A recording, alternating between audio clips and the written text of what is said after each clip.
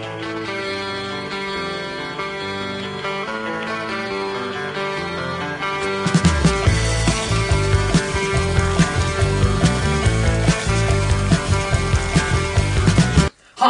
and welcome to part 1 of Cooking with Andy.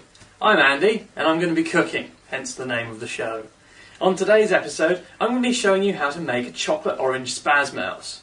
Now, for this, you'll need two things. First, you'll need a spaz-mouse mould. If you're unsure what a spaz-mouse is, this is a spaz-mouse. As you can see, it looks like a computer mouse, but it's a bit spazzy. The reason for this is you put your hand in sideways and it's supposed to stop RSI. I'm really not entirely sure on the point of it, but it's got a funny name. Then you'll need some chocolate orange. Now, obviously chocolate oranges themselves are quite expensive. However, what with it being near Easter time, I've been able to procure not 1, not 2, not 3, not 5, but 4 chocolate orange Easter eggs. These eggs will form the basis of the chocolate orange spaz-mouse, in the sense that they will be providing the chocolate orange. So, without any further ado, let's go on with the cooking. And I use the word cooking in the loosest possible sense of the word. First, you need a bowl. Into this bowl, we will break our chocolate orange eggs, like so.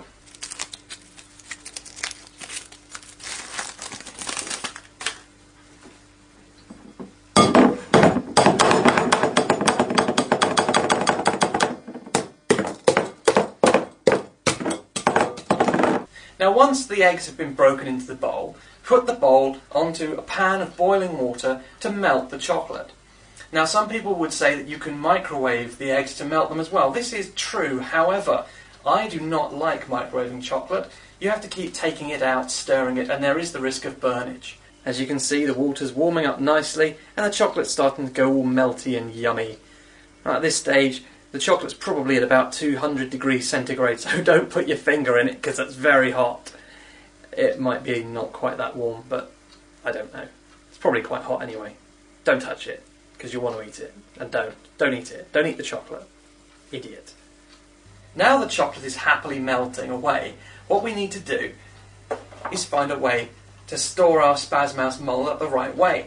Now, this is the piece of plastic that came with the spaz-mouse. It's the shape of the spaz-mouse, and so it will form an ideal mould to put the chocolate into to create ourselves a chocolate spaz-mouse. However, it's wonky, and so we need to do something very clever to make it stand up properly.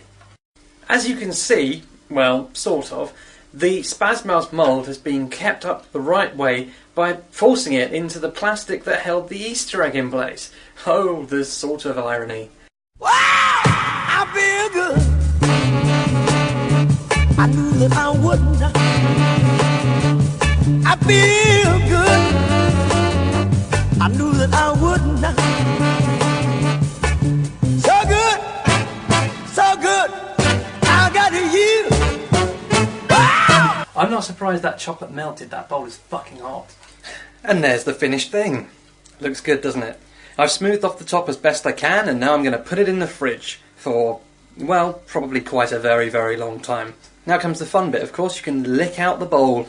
And how I love to lick out the bowl. I like eating melted chocolate too.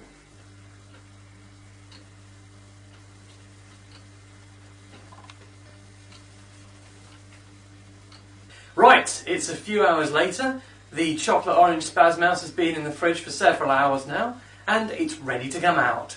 So let's take it out and have a look at it.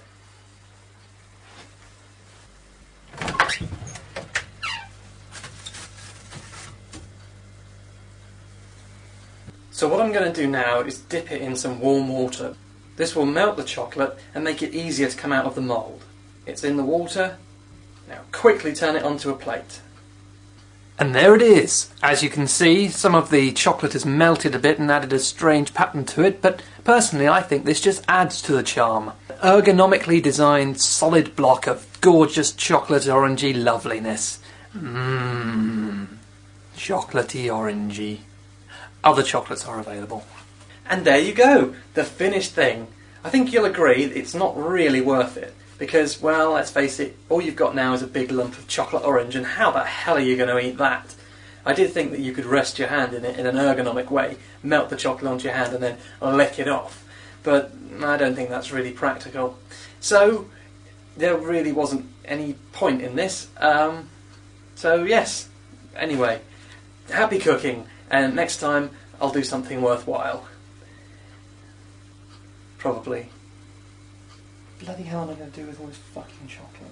So why you gotta act like you know when you don't know? It's okay if you don't know everything. Why you gotta act like you know when you don't know? It's okay.